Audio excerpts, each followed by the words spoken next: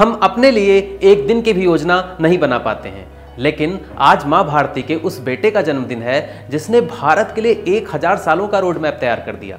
मैं बात कर रहा हूँ पीसी महालनोबिस की, जिन्होंने भारत की दूसरी पंचवर्षीय योजना तैयार की थी। इस योजना को नेहरू महालनोबिस मॉडल कहा गया। लेकिन महालनोबिस जैसे सांख्यिकीविद और वैज्ञानिक के योगदान को महज एक 5 ईयर प्लान तक समेट देना उनके साथ अन्याय होगा। हकीकत यह है कि उनका विजन इतना बड़ा था कि दुनिया छोड़ने से पहले उन्होंने भारत के लिए 1000 साल तक का रोड मैप तैयार कर दिया था। आज भी हिंदुस्तान उसी रोड मैप पर प्रगति कर रहा है। उनके सांख्यिकी दान की दूरदृष्टा नीतियों पर मैं सतीश सिंह आज गुफ्तगू करूंगा। आज 29 जून है राष्ट्रीय सांख्यिकी दिवस। आज श्री महालनोबिस का जन्मदिन भी है। यह महालनोबिस का विजन ही था जिन्होंने आज से 70 साल पहले की हवा को भांप लिया था और इसीलिए उन्होंने योजना बनाई हैवी इंडस्ट्रीज में निवेश की। महालनोबिस ही थे जिन्होंने हिंदुस्तान के आज़ाद होते ही स्वदेशी वस्तुओं के उपयोग के साथ साथ स्वदेशी भारी उद्योग पर भी जोर दिया, जिसके लिए उन्होंने आज़ादी से पहले ही एक संस्थान खड़ा कर दिया था जो आज भी बदस्तूर अपना काम कर रहा है। उन्होंने घरेलू उद्योगों को दैत्याकार पश्चिमी उद्योगों से संरक्षण देने के लिए आयात पर टैरिफ लगाने की वकालत की थी। स्टील के बिना औद्योगिक रेस में जीतना नामुमकिन था, इसीलिए उन्होंने राउरकेला, भिलाई और दुर्गापुर जैसे स्टील प्लांट खड़े कर दिए। अपने विजन को पूरा करने के लिए उन्होंने भारतीय सांख्यिकी संस्थान को ISI को आधार बनाया। यह वह संस्थान था जिसकी स्थापना उन्होंने 1920 में की थी कलकत्ता प्रेसिडेंसी कॉलेज के एक छोटे से कमरे में। हालांकि यह संस्थान आज बहुत वृहद रूप ले चुका है।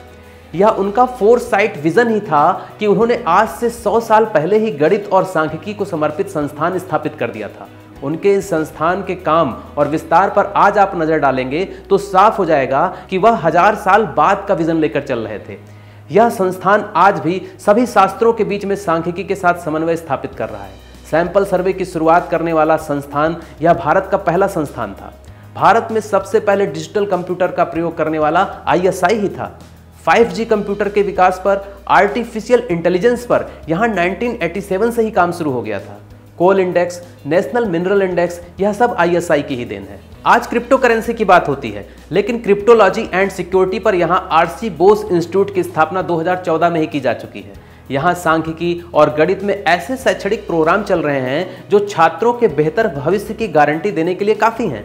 क्वांटम कंप्यूटिंग और एल्गोरिदम जैसी विधाओं पर यहाँ शोध होता है।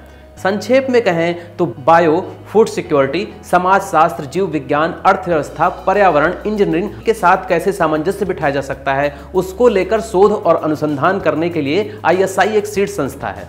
महालनोबिस जैसे सांख्यिकी पुरुष की ही देन है कि उन्होंने ऐसी संस्था का निर्माण कर दिया जो हमें आज उन क्षेत्रों में अग्रणी बनाए हुए है जिनके बारे में 100 साल पहले कोई सोच भी नहीं सकता था।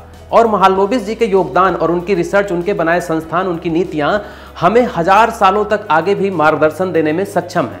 आधुनिक सांख्यिकी के जनक श्री महालनोबिस ने फ्रैक्टाइल ग्राफिकल एनालिसिस नामक मेथड दिया। वह मेथड आज विभिन्न समूहों और सामाजिक आर्थिक स्थितियों के बीच में तुलना करने का बेहतरीन मॉडल है। महालनोबिस दूरी जो प्रस्ताव था वह 2 डाटा सेट के बीच में तुलना करने का एक बेहतरीन माप है। तो दोस्तों, यह थी भारत में सांख्यिकी के जनक श्री महालनोबिस के योगदान की कहानी।